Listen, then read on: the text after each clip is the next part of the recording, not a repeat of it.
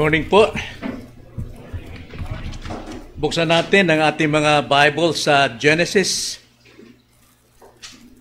chapter 25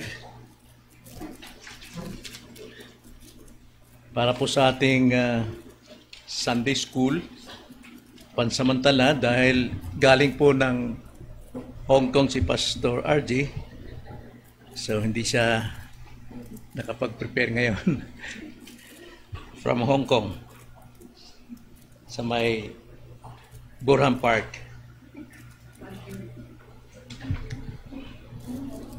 Basahin natin ang mga talatang 29 hanggang 34. Genesis chapter 25 verse 29 to 34. Ganito ang sinasabi. Minsan nagluto si Jacob ng nilaga. Dumating si Esau mula sa parang at siya'y gutom na gutom. Sinabi ni Esau kay Jacob, "Pakainin mo naman ako nitong mapulang nilaga sapagkat ako'y gutom na gutom." Dahil dito ay tinawag ang kanyang pangalan na Edom. Sinabi ni Jacob, "Ipagbili mo muna sa akin ngayon ang iyong pagkapanganay." At sinabi ni Esau, "Ako'y malapit nang mamatay. Ano ang mapapakinabang ko sa pagkapanganay?" Sinabi ni Jacob, "Isumpa mo muna sa akin." At sumumpa siya sa kanya at kanyang ipinagbili ang kanyang pagkapanganay kay Jacob. At binigyan ni Jacob si Esau ng tinapay at nilaga na lentehas. Siya'y kumain, uminom, tumayo at umalis. Ganyan, hinamak ni Esau ang kanyang pagkapanganay. Sa ating pong Sunday School, pinamagatan ko po itong huwag makipag-ayos para sa nilaga lamang. Huwag makipag-ayos para sa nilaga lamang. Tayo manalangin. Panginoon, nagpapasalamat kami sa umagang ito sapagkat muli binuksan ninyo ang inyo pong mga salita para sa amin at naway dalangin din po namin na buksan ninyo ang aming mga puso upang maunawaan namin ang inyo pong layunin ngayong umaga sa mensaheng ito. Maraming salamat po, itong aming dalangin sa pangalan ng Panginoong Hesus. Amen. Ilang araw na lang, Pasko na. Alam niyo, ang Pasko, kung ating babalikan, ang pinakasimula nito, yung pinagmulan nito, ito po isang pagano, isang pagan festivity. Ito ay tumutukoy at pag-aalay kay Saturnalia, na ang Diyos ng araw, son of a God of the sun. At yun po ay paganong pag-celebrate. At dahil dito sa paganong ito ay lumaganap na commercialized na sa ating panahon ngayon. Grabe ang pagkauso nito, ang dami ng mga ginagawa, mga pagdiriwang, andyan yung party, Christmas party, andyan yung kainan, inuman, pasyalan, bakasyunan. So, ito po ay naging negosyo na. Kailangan dito bumili ka ng mga magagandang gamit. So, commercialized talaga. At ang pinakamabigat dito, sa totoo, ito pong Christmas ngayon ay nagiging Christianized na. Sapagkat even those who are truly Christians ay nakikiisa na rin sa pag-celebrate nitong tradisyon na Christmas. Wala pong utos na direkta sa Biblia na ipagdiwang ang Pasko. Yung pong pinahawakan natin. According to our doctrine regulative principle, anumang direktang utos pinagbabawal sa Biblia, yun ang ating susundin. But this time, marami pong Kristiyano ang nagdiriwang ng Pasko sa paraang normative discipline. normative principle. Ano po yung normative? Ito po yung gray area, di ba? Even mga Armenians, naniniwala sila kung ano yung utos at pinagbabawal ay dapat sundin, ganun din sa atin mga reform. Pero yung mga bagay na hindi pinag-uutos sa Biblia, ang sabi ng normative, malaya nating gawin. Okay? So yun ang ginagawa, normative. Pero bilang isang reform, tayo po ay sumusunod sa regulative principle. Alam mo yung direktang iniutos sa Biblia, yun ang dapat nating gawin. Yung mga hindi pinag-uutos tulad ng halimbawa ng dancing o paninigarilyo, gray area yan. Wala tayong makikitang direktang utos sa Biblia. So anong dapat gawin ng isang totoong Kristiyano? Lalong wag nating gawin yung mga hindi ipinag-uutos. Ngayon, meron tayong Christian liberty. Ang Christian liberty, apply ito doon sa mga gray areas sa buhay natin. May kalayaan tayo ayon sa ating maturity, sa ating Kristyanismo. Kung matured ka enough na kaya mong gawin ito, gawin mo, pero wag ka lang maka-stumble sa iba. Kapag nakaka-stumble ka sa iba, wag mo nang gawin. Pero ang Christmas po, hindi na po nakaka-stumble dahil even pastors ay gumagawa na nito. Pero gayon pa man, walang ipinag-uutos sa Biblia, so hindi natin dapat gawin. Pero gawin natin ayon sa ating Christian liberty. Sapagkat, kaya ginagawa ng ibang Kristiyano ang Pasko, sapagkat mayroon tong magagandang iniiwanang ugali o aral, moral, no? Ito tulad halimbawa ng pagbibigayan. That's a good thing, di ba? Magandang tradisyon yan, tulad ng pagmamano. Sa Christmas, yung mga batang di na marunong magmano ngayon sa magulang, nagmamano pag Pasko dahil iniintay ang regalo. It's a good thing na bumabalik yung magagandang tradisyon na dapat nating isabuhay, i-practice as Pilipino. Tulad halimbawa ng fellowship, pagsasama-sama, pagkain, nagkakatuwa ng pamilya. Pero wag po natin gawin yung nagiinuman, nagpa-party, nagsasayawan ng jerk o ano pa mang mga sayaw. Mga kapatid, dapat wag nating palitan, no, ang totoong kahulugan ng pagkakatawang tao ng Diyos at pagkasilang ng isang birhen sa layuning, Matthew 1:21, iligtas ang kanyang bayan mula sa kasalanan upang tayo ay hindi mapapunta sa isang tiyak na kalagayan ng makasalanan sa impyerno. At ikalawa, hindi lamang tayo niligtas, kundi para tayo'y magbago, maging new creation. Ang sabi nga 2 Corinthians 5:17, yun po yung layunin ng pagkakaligtas sa atin, to become new person, new man, upang tayo po ay maitakda na maging katulad kay Kristo. Romans 8:29.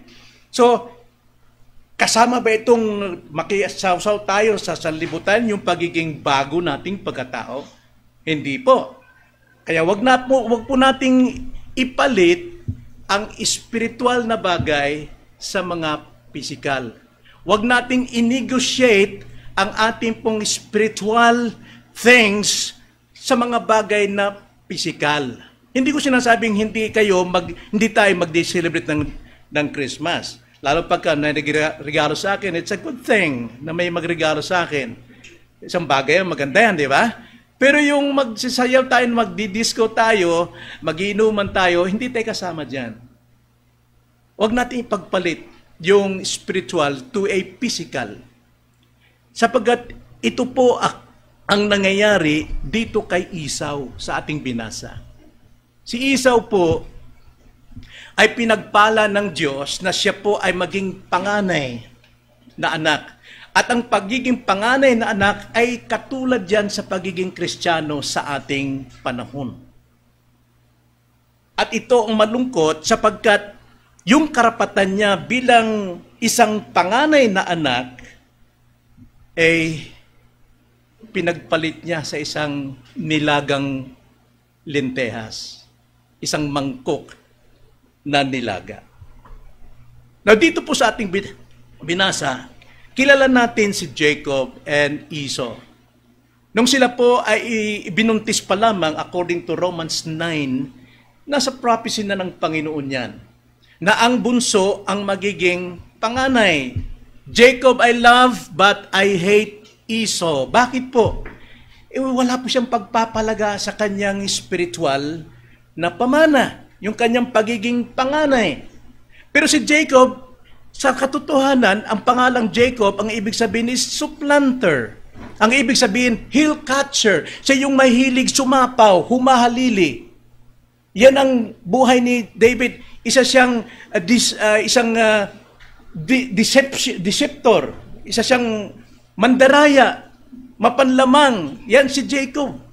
At alam natin na nung sila po ay lumabas sa tiyan ng kanilang magulang, lumabas man itong si Esau, pero nakahawak si Jacob sa kanyang sakong dahil gusto niyang unahan itong si Esau na kanyang kapatid. At naging totoo ito nung sila po'y lumaki, sapagkat sinamantala ni Jacob ang kahinaan ni Esau. Kaya napakalaga itong Kapaskuhan, makita natin ang mga lessons na itinuturo ng banal na kasulatan sa kasaysayan ni Esau at ni Jacob. Now, tignan natin ang itinuturo ditong mga dahilan kung bakit wag nating ipagpalit ang spiritual sa physical na bagay sa buhay natin. Mayroon itong tatlong dahilan, mga kapatid. Tatlong dahilan. Unang dahilan, mababasa natin sa 29 to 30. Pakibasa, sino pwedeng bumasa? Sunday school naman ito eh. Pwede kayong bumasa, pwede kayong magtanong, at pwede rin ako magtanong sa inyo. Sige po, verse 29 to 30. Minsan nagluto si Jacob ng ilaga, dumating si Esau mula sa parang, at siya'y gusto magiging. Sabi ni Esau kay Jacob, makainin mo ako itong pulang nilaga, pagkat ako gusto na ito. Dahil dito ay tinawag ang kanyang pangalan na Edom. Sige, tuloy pa, 31. Sabi ni Jacob, pagpili mo muna sa akin ang iyong pagkapangalay. Sabi ni Esau, ay malapit ang mamatay. Ano mapapakinabang ko sa pagkapangalay? Sabi ni Jacob, Sige, sabi 33. ni Jacob, isumpa mo muna sa akin. At sumpa siya sa kanya at kanyang nagbili ang kanyang pagkapangalay. Okay. Ano napansin nyo sa usapan ng dalawa? Dumating si Esau na galing sa bundok, hunter siya eh, mga ngaso. At gutom na gutom siya, marami siyang nahuli o wala siyang nahuli, gutom na gutom siya. Nakita niya ang kanyang kapatid na bunso, nagluluto ng lentehas. Mga beans, nilaga, kulay pula ito. At nung makita ito, si Esau, nakiusap kay Jacob na, pakainin mo naman ako niyan. Anong sagot ni Jacob? Anong sagot ni Jacob? Ipagbili mo muna sa akin ang iyong karapatan. Sino matalino rito? Si Esau? Dahil gutom na gutom, kailangan niyang pagkain? O si Jacob? Na gustong alokin ng kanyang kapatid na ibenta muna ang panganay? Sino matalino? Si Jacob. Kaya kung tawagin siya, mapanlin lang eh. Bakit ano nakita ni Jacob saka sa kahalagahan ng pagiging panganay? Basbas. Basbas ng magulang ayon sa kanilang tradisyon. Na ang isang panganay, kapag namatay ang tatay, ang panganay ang pumapalit sa authority sa kanyang buong pamilya. At the same time, hindi lamang authority ang kukunin ng isang panganay, doble pang kayamanan ang mapupunta sa kanya. It's a great privilege sa isang panganay. And yet, si Esau hindi niya ito nakita eh. Ang nakita niya yung kanyang pagkagutom. Pero si Jacob, isang pagkakataon, an opportunity na nakita niyang pagkakataon na maaari niya palang makuha ang pagiging panganay kahit hindi siyang nauna na lumabas, kundi nakakapit lamang siya. So ano pong itinuturo dyan? Anong unang dahilan kung bakit hindi natin dapat ipagpalit ang spiritual sa physical.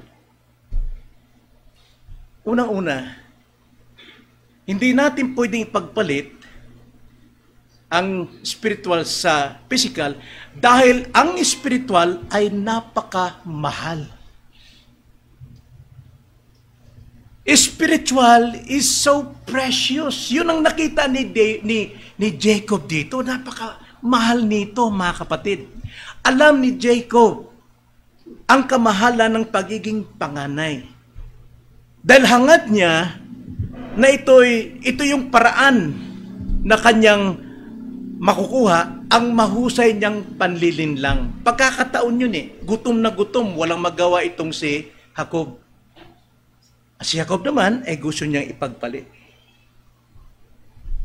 Now, ang isang nilagang mangkok ay hindi katumbas noong pagkapanganay, mga kapatid. So, anong tinuturo rito? Anumang material things, physical things, hindi pwedeng tumumbas sa spiritual things. Mga kapatid. Yan ang sinasabi dyan. So, anong pagkapanganay? Pagka wala na yung ama, siya yung pumapalit bilang may otoridad at dapat sundin kahit noong yung susunod mga anak. Kailangan sundin ito. May karapatan siya. Kaya itong hangad ni David, katumbas ito sa katayuan ng isang Kristiyano na tinubos ni Kristo ng kanyang mahal na dugo. Nagpakasakit si Kristo hanggang sa krus para lang makamit ng isang believer ang karapatang ito na siya'y maging kapatid at maging pangunahin sa panganay na anak na walang iba kundi si Kristo. Tingnan natin ang kahalagahan ng ating katayuan, mga kapatid, as Christians. At tayo, tulad ng isang panganay, malaki ang pananagutan sa kanyang pamilya. Siya yung tatayo, siya yung bubuhay sa kanyang pamilya, si Jacob, yung bunso. At tayo din naman, napakalaki ng ating pananagutan bilang isang anak ng Diyos na tumanggap ng pagkapanganay kay Kristo. Tatayo tayo bilang asin at ilaw ng sanlibutang ito upang ating pangasiwaan mismo ang ating pamilya, ang ating mga magulang, ang ating mga anak, mga kapatid, ay dapat nilang matanggap din ang biyayang kaloob ng Diyos. Malaki ang ating pananagutan.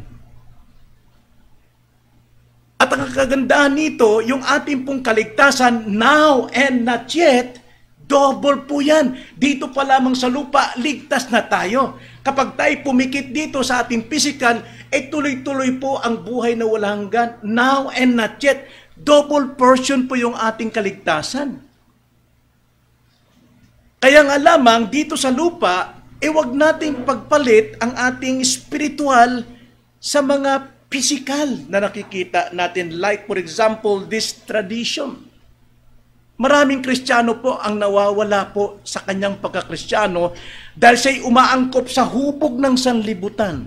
Na hindi ko sinasabing hindi natin pagdiwang yung kagandahan noong ibinibigay. Pasalamat tayo. Actually, tayo nagse-celebrate doon sa kapanganakan ng tagapagligtas. Hindi po doon sa pangalang Pasko. Tradisyon po yan Tingnan nyo ang sineselebrate ng tao ngayon, yung Pasko, it is not Christ. Ang sineselebrate nila ngayon, inaantayin nila yung oras mismo, nung panahong yon, yung araw na yon, para magbigayan ng regalo, bumili ng mga malalaking mga regalo, ano pa mang kagandahan sa mundong ito. Nagsasayawan, nagliligawan, nagdi-date, namamasyal, nagiinuman. It's not Christ. Pero tayo po, taglay natin yung karunungang yon. Huwag tayong makiayon sa takbo ng sanlibutan. Manatili tayo doon sa kapanganakan at kamatayan ng ating Panginoon. Ito yung mindset ni Esau Ang mindset ni Esau, yung temporary nakasarapan na kailangan ng kanyang laman.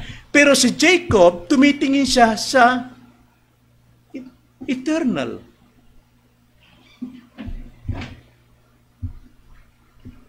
Ganito po kamahal ang spiritual sa buhay natin. Ganito kamahal na hindi tayo mawawala sa ating means of grace. Ano bang means of grace, mga kapatid? Ito po yung kasangkapan ng Diyos para sa ating paglago. Number 1 dito is listening to the preaching of the Word. Dapat every Sunday, nandyan tayo sa paanan ni Kristo at nakikinig ng kanyang salita sa preaching because preaching is calling you to action. Hindi tulad ng teaching na nagbibigay sa iyo ng kaalaman, tulad lamang ng classroom, nagturo ng science, hindi pwedeng sabihin, ngayon, alam nyo na, pagsisihan ninyo, pamuhay ninyo natutunan nyo sa science. That cannot be. But preaching is expounding the word. Not just only teaching the word, but expounding. Calling us to action. Kaya marami pong nababagong buhay sa preaching. Marami pong lumalago sa teaching. Pero you cannot grow unless you are saved. So para sa akin, preaching and expounding the Word of God. So ganito po kamahal. At ito ang hindi pinahalaga ni Esau. Baliwala sa kanya ito. Ganyan kadalasan ginagawa ng mga anak ng Diyos, ng mga Kristiyano. Hindi pinalagahan ang mga spiritual na bagay. Kaya nilang abstinent ito. Huwag lang sila maka-absent doon sa physical. Mas mahalaga yun eh. Man shall not live by bread alone. Dapat bawat salitang lumalabas sa bibig ng Diyos. Ano ibig sabihin nun? Preaching and expounding. Dapat nakikinig tayo dyan. Yun ang means of grace. At means of grace also is the baptism. And Lord's Supper. Because ang baptism and Lord's Supper, ito yung feeding of our eyes. Yung nakikita natin. But preaching is feeding through our hearing. The same context. Yan po yung kailangan natin. Pero marami pong Kristiyano ang hindi nagbibigay halaga nito. So, saan tayo pupunta? Matutulad ka lamang kay Esau. Ang buhay natin. Kaya nga, ang panawagan sa atin ng Bible sa aral ni Pablo, Romans 12 verse 1. Pakibasa po. Romans 12 verse 1.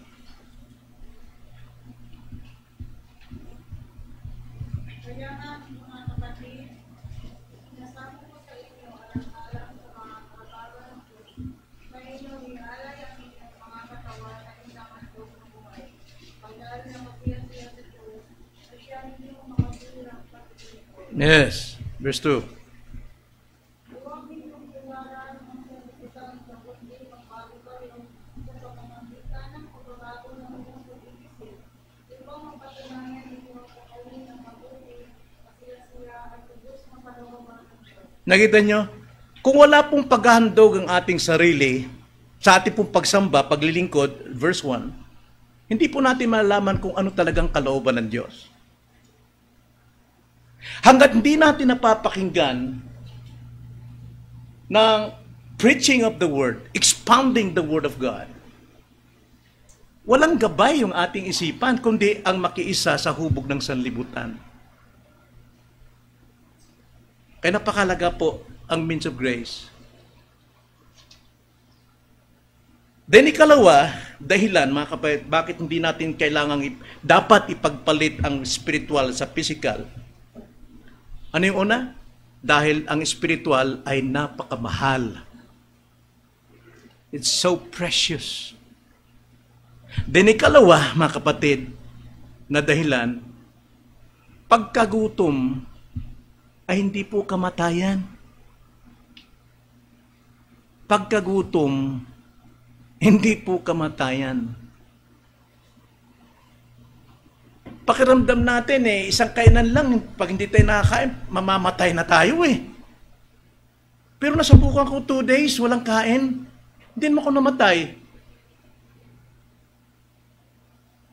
Ito yung mindset ni Esau Mamamatay ako, sabi niya. Anong pakialam ko dyan sa pagkapanganay? Ito, mamamatay ako sa gutom. Di ba sabi niya? Sabi ni Esau sa 31, sa 32, sinabi ni Esau, ako'y malapit nang mamatay. Totoo ba yun? Totoo ba yun? Ako'y malapit nang mamamatay. Anong mapapakinabang ko sa pagkapanganay? Ganun niya, hinamak ang spiritual na bagay. Nangyayari ba sa atin to? Pinagpapalit natin? Ipinagpapalit natin spiritual because of fear of man? Matatanggal ka sa trabaho. Sige, hindi ka kikita. Ikamamatay ba natin yon? Mga kapatid? Tanong ko sa inyo, ikakamatay ba natin ang di makakain?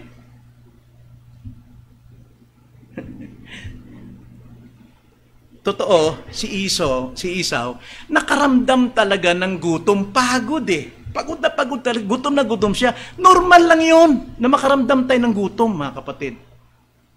Normal lang yun na magkaroon tayo ng desire to physical and material things. That's normal. Pero hindi ibig sabihin, mamamatay ko kung wala ka nun. Ito si Esau. Pero sa totoo lamang, si Esau hindi ganun kagutom Hindi siya ganun kagutom. Dahil isang kainan pa lamang.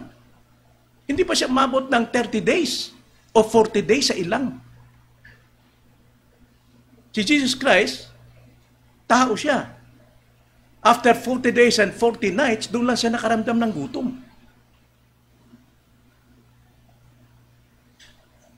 Sa totoo, hindi talaga gutom ito si Esau. Kundi hangad lang talaga niya na mapunan ang kanyang laman. Hindi siya naghihingalo sa gutom. Kundi gusto lang niya talaga, yung gusto niya ng hangad talaga na magkaroon, mapunan ang kanyang tiyan. Bigyan kasiyahan ng kanyang sarili.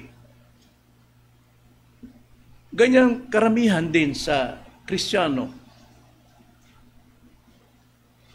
Nagugutom sa kasiyahan ng laman. Walang pagkagutom pagdating po sa spiritual.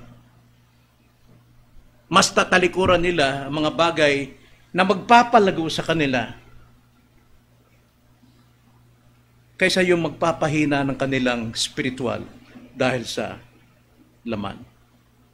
Ipinagpapalit ang means of grace para busugin lamang ang gustong sarili.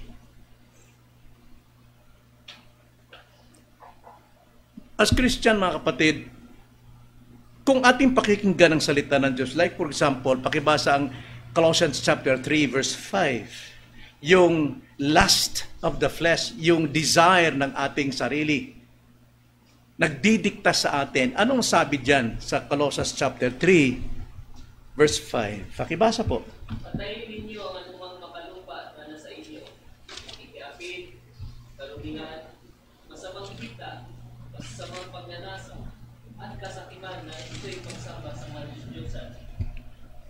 Dahil sa mga bagay na ito ay dumarating ang bukod ng Diyos sa mga anak ng pagsuway.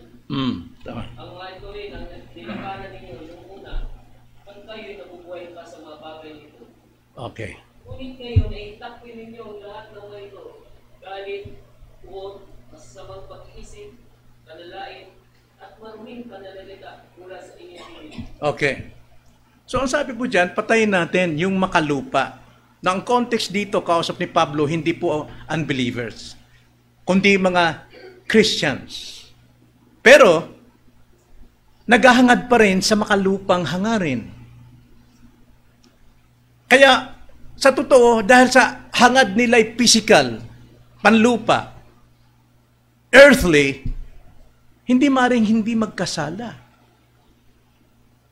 Tingnan niyo sabi sa verse 5? Patayin ninyo anumang makalupa na nasa inyo. Yun yung dahilan eh.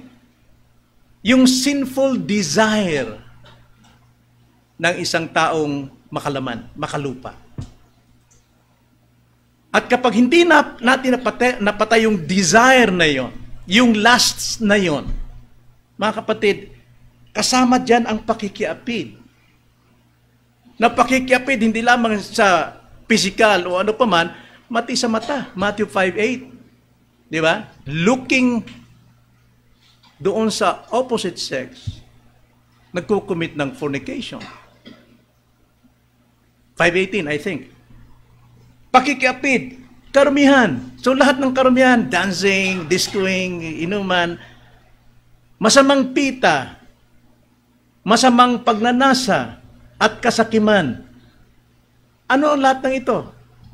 Lahat ng ito ay pagsamba sa Diyos-Diyosan.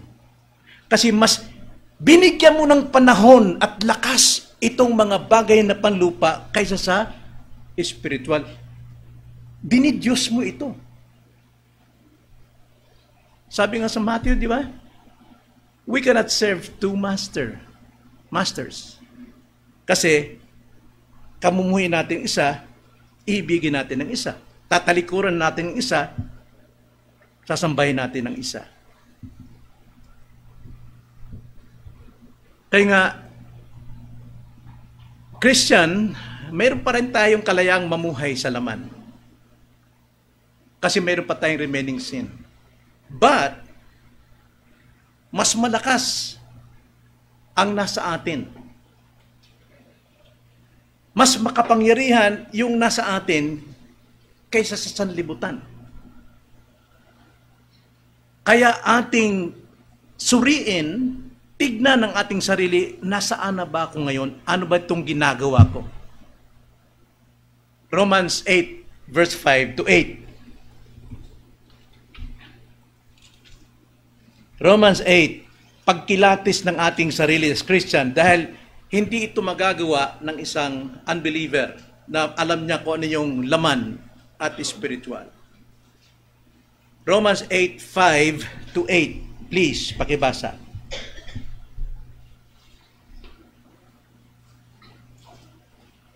Sapagkat ang mga ayon sa laman ay nagtutuon ng kanilang isipan sa mga bagay ng laman. See? Yun si Esau, di ba? Makalaman. Sige, tuloy. Subalit ang mga ayon sa Espiritu ay sa mga bagay ng Espiritu. Yun si Jacob.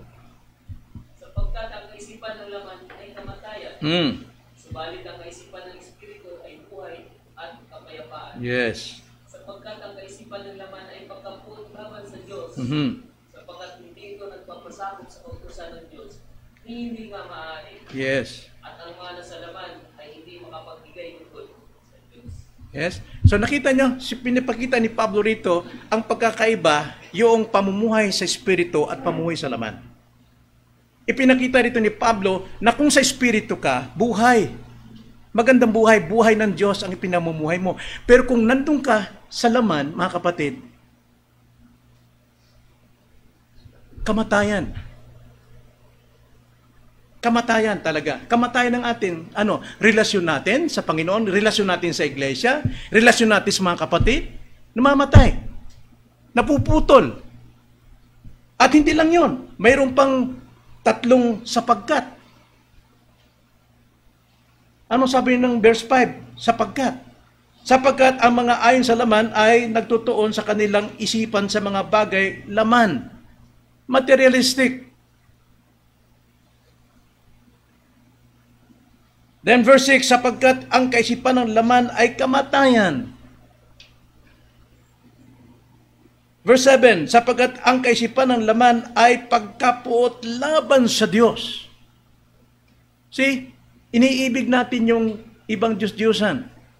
Pag inibig natin Diyos-Diyosan, meaning to say, you hate God. You don't want to follow God. You don't want to obey God. At ang sabi sa verse 7 sa Kalangitan, sapagkat hindi ito napapasakop sa kautusan ng Diyos, ni hindi nga maaari. Yun po yung sumunod po sa physical. At ang conclusion dito, verse 8, ang nasa laman ay hindi makapagbibigay lugod sa Diyos.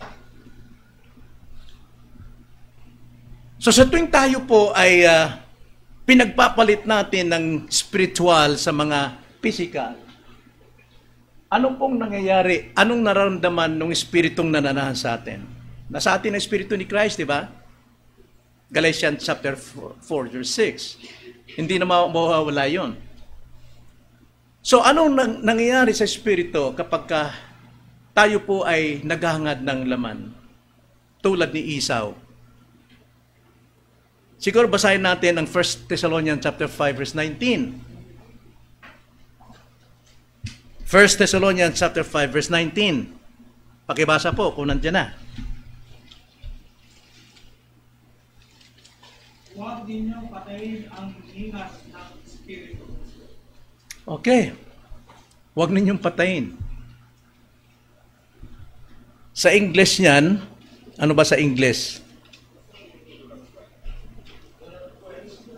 Yes, do not quench the Spirit. Mabigat sa Tagalog eh. Patayin. Pinapatay natin yung conviction ng Espiritu sa atin. Totoo yan. Maraming Kristiyano nang walang conviction eh. Hindi nila alam kung ano yung tama at mali. Ang kanilang alam na lamang, kung ano yung sinusunod ng kanilang laman, yun ang tama para sa kanila. Kaya, tularan natin si Pablo sa kanyang pagka-Kristiyano. Anong sinabi ni Pablo? Ano yung confession niya everyday?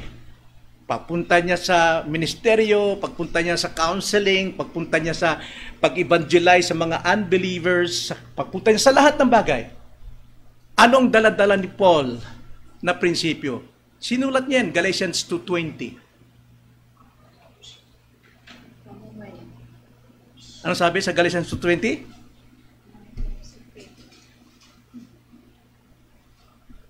Ako'y, yun ang dala-dala niya, ipinakong kasama ni Kristo at hindi na ako ang nabubuhay, kundi si Kristo ang nabubuhay sa akin. Hindi na ako may-ari ng aking sarili.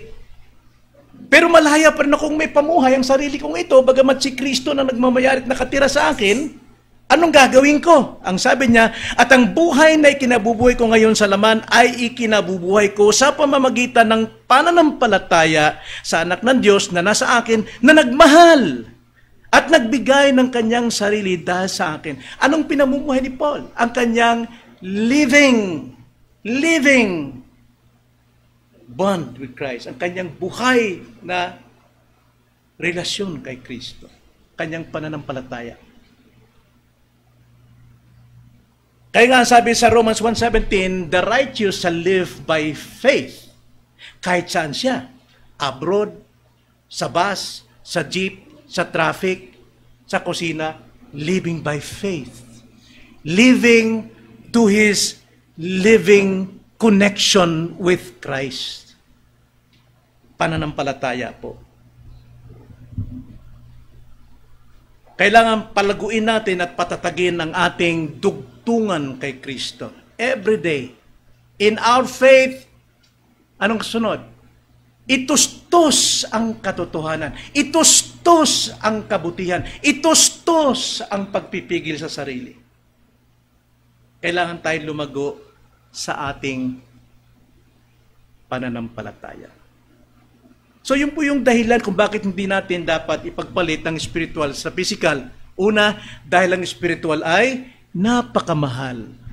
Ikalawa, ang pagkagutom ay hindi kamatayan. At ikatlo, ang physical ay hindi kakontentuhan. Ang physical ay hindi po kakontentuhan. Ang physical nating pangangailangan, physical, ilagay man natin sa ating buhay, lahat-lahat, hindi po makapagbibigay fulfillment o contentment ng ating kaluluwa. Hindi po, kailanman. Hindi pwedeng punuin ng physical material ang ating pong mga kaluluwa. Tanging Diyos lamang, tanging larawan ni Kristo lamang ang makapuno sa atin, sa ating pangangailangan. Pakibasa nga ang Ecclesiastes chapter 3 verse 11. Ito yung sinabi ni Solomon. Si Solomon ang pinakamayaman, pinakamakapangyarihan. Tons, hundred of tons, thousand of tons of gold monthly ang dumarating sa kanya. At kaiba pa rin yung mga batong brilyante. Pero ang sabi ni Solomon, pakibasa po. He has made everything appropriate in its time. He has also set eternity in their heart. Yet so that man will not find out the words which God has done from the beginning, even to the end. Yes, nakita nyo? He has also set eternity in our heart.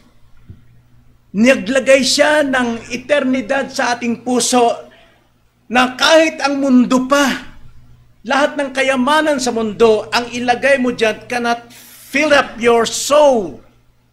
Hindi natin maunawaan. Naglagay siya ng walang hanggan sa atin. Sino lang ang pwedeng pumuno sa eternity? Sino bang nabubuhay from eternity to eternity? Only God. Diyos lang ang makapag-fulfill ng ating pong kaluluwa, hindi po ang material. Maniwala kay Solomon. Maniwala kay Solomon. If you believe that the Bible is inspired by God or hininga ng Diyos, believe sa sinabi ni Solomon. Saglitan natin ng Ecclesiastes na pag-aral natin, nag-series tayo nito, no? Di ba? Ecclesiastes chapter 2 verse 7 to 11 lang. Pakibasa po ang sabi ni Solomon diyan.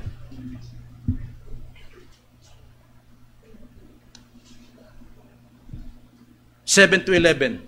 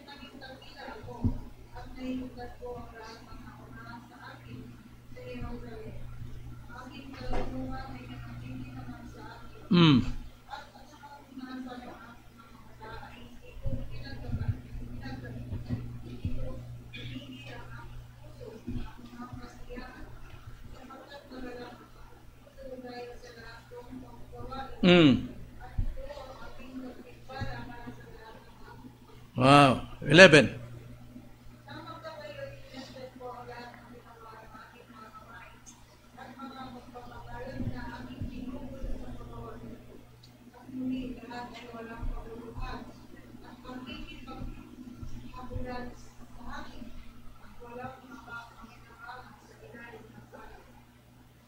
Meaningless. Tama na. All things are meaningless. No, i-consider niya raw ang lahat ng bagay, lahat ng tagumpay niya, lahat na nakamal niya, na higit pa sa mga hari sa nauna at higit pa sa hari na darating, nakita niya, wala siyang ninasang hindi niya ginawa at ginusto. Pero kinonsider niya ang kanyang sarili, yung kanyang naabot na ito. All things are meaningless. Lahat ay paghabol sa hangin. Wala akong makakabot dyan. Wala akong mayayakap dyan. All things are temporary.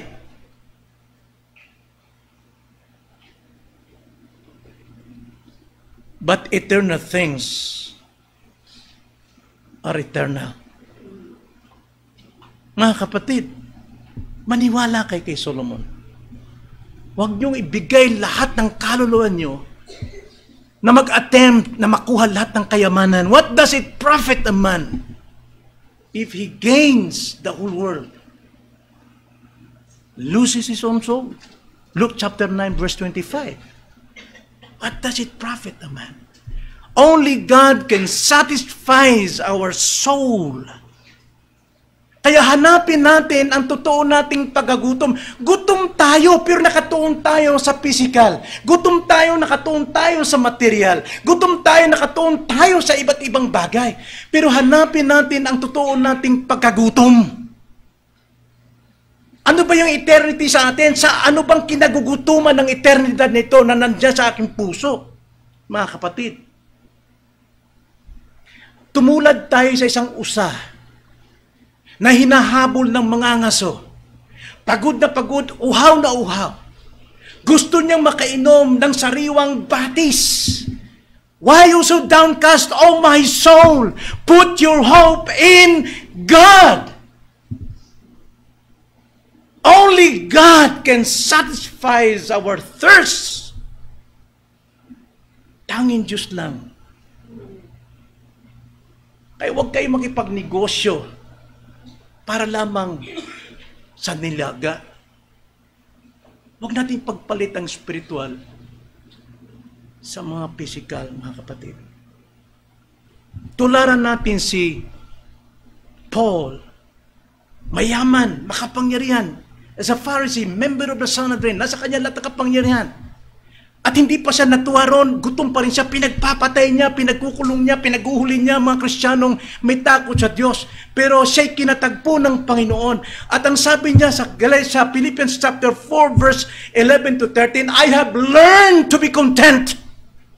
Natutunan kong makontento. Basahin nga natin yun, mga kapatid.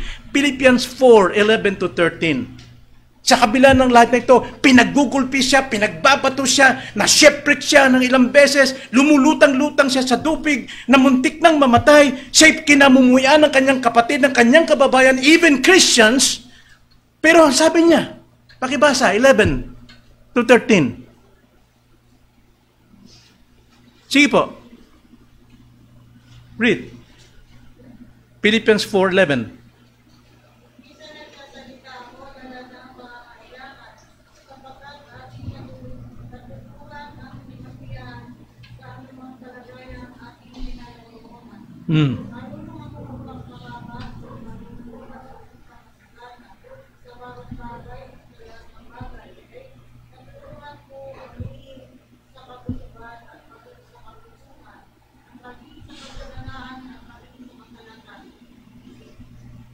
Thirteen.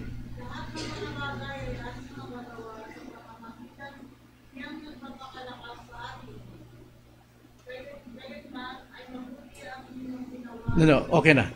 13. All things, ang sabi ni Paul, I can do all things through Him, through Christ, who strengthens me. So I have learned, ang sabi ni Paul, sa kanyang sinabi sa verse 12, even sa 11, not that I speak from want, for I have learned to be content in whatever circumstances I am. Natutunan daw niya na maging kontento. Ang sabi pa sa 12, I know how to get along with humble means. And I also know how to live in prosperity. In any and every circumstance, I have learned the secret of being filled and going hungry, both of having abundance and suffering need. I can do all things through Him who strengthens me. Mga kapatid, masarap pong mag-aral. Pero tignan pa rin natin ang kahulugan. Anong natutunan natin dito sa ating lesson ngayong umaga, mga kapatid? Unang-unang tatanungin ko kayo, gusto ko maging tapat lang tayo kung ano yung nakikita ngayong umaga. Anong may tuturo sa atin ng ugali ni Esau pagdating sa spiritual na bagay? Anong matutunan natin tungkol sa kanya? Ha? Hindi nagpahalaga. Yan ba ang ating ginagawa? Marami tong bakante. Hindi nagpahalaga. Prayer meeting natin. Even our faithfulness in time. Hindi tayo nagpapalaga. Ang alam natin, dadalo lang tayo like ginagawa ng Catholic na basta anong oras akong dumating dyan, wala kayong pakialam. Mayroon tayong time. Sinumpaan natin ito sa ating membership. And yet, you're just like Esau. Walang pagpapalaga. Paano mo sabing ikaw ay isang Kristiyanong tapat? Paano mo sabing ikaw ay binago ng Diyos? Ito'y niligtas ng Diyos, hindi lang para maligtas sa impyerno, kundi upang mabago tayo, bagong tao. Yan ang kaibahan natin sa mundo. Maraming mga tao sa mundo na sila po ay talagang nare-reform in outward ways, pero not regenerate sa loob. Ano pang nakita natin kay Solomon maliban sa wala siyang pagpapalaga sa spiritual na bagay? Ha? Si Saul ay napapahalaga sa mga bagay na nakikita. Yun. Mas malaga sa kanya yung nakikita ko, ni actually nakikita, yun ang kailangan ko. Kailangan ko makamit yan. Minsan pa nag-window shopping tayo, ganda nun. Kailangan makuha ko yung sweldo. Sa bonus, kailangan ko yan. Pero nakakalimutan natin ang ating sinumpaan na pagsamba ng Sunday sapagkat nandoon ka nagsha-shopping. Nandoon ka nagbakasyon. Gusto mo marating kung anong lugar na yung nakikita mo sa television. Hindi baling kaligtaan mo ang Lord's Day. Hindi baling kaligtaan mo ang prayer meeting. Makuha ko lang yung nakita ko.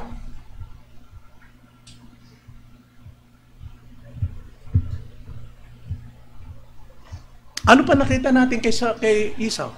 Maliban sa walang pagpapalaga, nakatingin sa mga bagay na nakikita, ano pa? Sige, Bryce Ferry. Hindi napapahalaga sa itinakda ng Panginoon. Yes, hindi nagpapalaga doon sa itinakda yung ipinagkaloob sa kanya na karapatan, privilege to be a Christian, privilege to be a son of God, a child of God. Na mayroon tayong karapatan, mayroon tayong autoridad sa ating family, sa ating mga anak. Hindi natin nabibigay yan. At isang bagay pang masakit pakinggan, ang ginawa ni Esau. Hinahamak niya ang kanyang pagkapanganay. Anong kwenta sa akin yan? Gutom ako eh. Anong malaga? Anong mapapakinabangan ko sa pagkapanganay? Minsan nahamak natin yung ating pagiging Kristiyano. Gusto natin kasing tumapat sa mga hindi Kristiyano na may pangalan, mayroong sinasabi. Gusto mo rin maging in sa kanila.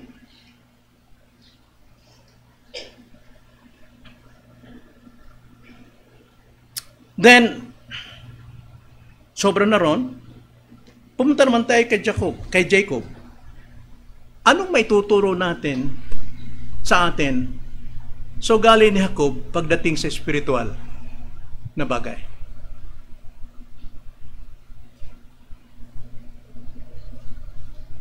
Sa karamihang preaching, si Jacob ay kinamumuyan. Because he is a supplanter, a deceiver, a sinner, even doon sa kanyang biyanan na si Laban, nakikita pa rin kanyang ugali. Pero hindi yun ang message eh. Hindi yun ang message binibigay sa atin ng Panginoon dito. Ano yung mensaheng matututunan natin kay Jacob dito sa araw na ito? Ha? Mapagsamantala. Yes! Hindi masamang pagsasamantala doon sa mga bagay na spiritual, mga kapatid. Kailangan nating samantalahin ang ating panahon. Samantalahin natin ang pagkakataon na habang tayo malakas pa. dapat nandun tayo sa mga espiritual na bagay na itinakda ng Diyos upang tayo lumago, tumibay sa ating pananampalataya at relasyon sa Diyos. Hindi ko minamasama ang panlalamang ni Jacob dito in a spiritual way.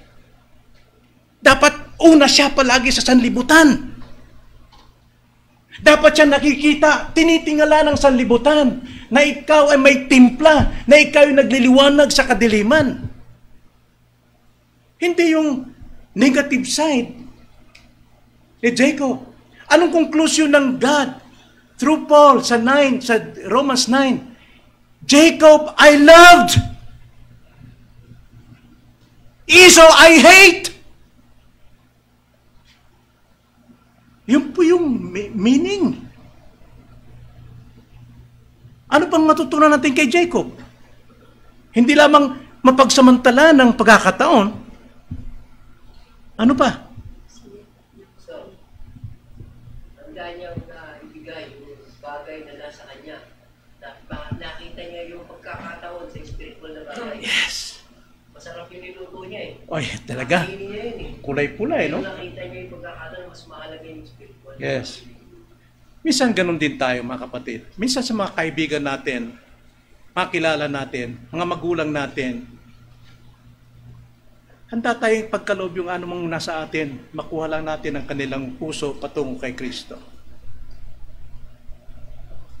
Ang nakikita nilang physical, maaaring may bibigay natin, maganda para sa kanila.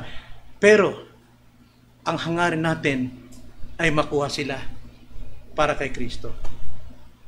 Napakaganda po ng buhay ni Jacob sa totoo lang. At hindi lang yun. Sinubok pa talaga si Jacob kung totoo ba talaga siya na pagkatao. Mismong ang Panginoon nagkatawang tao ay nagkatawang anghel ang nakipagbuno sa kanya. Pero makita natin yung talagang determination ni Jacob, hindi siya bumibitiw hanggat hindi sumusuko yung anghel. Sana ganun din ang determination natin sa ating pong paglilingkod sa Diyos. Sana ganun din pong determination natin. Christians,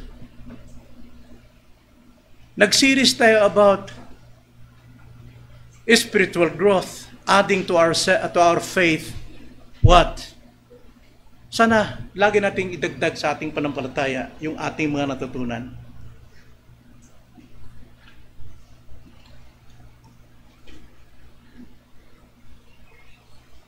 So,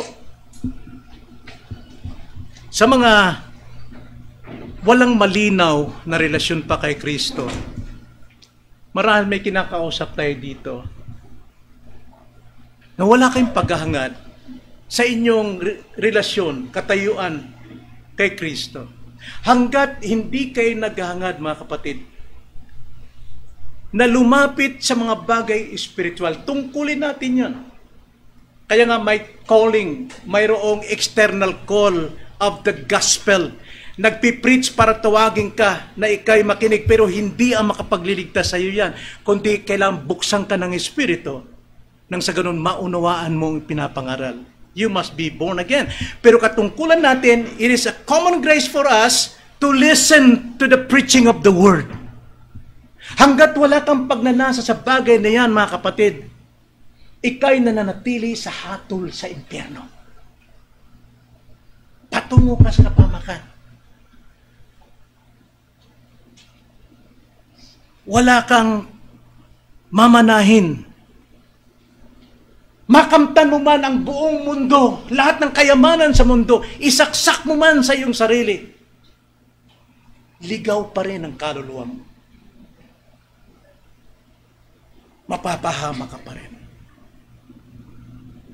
Anong pakinabang? Yumaman man ako, tumanyag man ako, maging sino man ako sa mundong ito, kung mapapahamak naman ang kaluluwa ko. Alam nyo, lahat po ng kayamanan sa Diyos yan eh. Walang mahalaga sa Panginoon. Lahat ng kayamanan pinag-aagawang kinamamatayan ng mga tao sa Diyos, lahat yan. Pero hindi niya binibigyan ng halaga yan. Ang binibigyan ng Diyos ng halaga, yung isang kaluluwa. Isang kaluluwa na magsisisi sumampalataya kay Jesus. Even angels in heaven magbubunyi dahil sa isang kaluluwang nagsisi. Sapagkat iyon ang pinakamalaga sa Diyos. Ang isang kaluluwa. Nawa,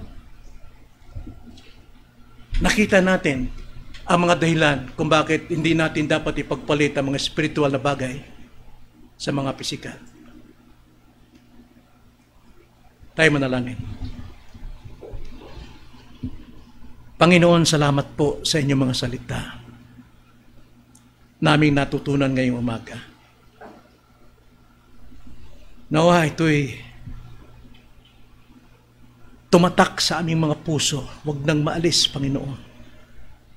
At maging gabay namin sa bawat lakad namin sa mundong ito.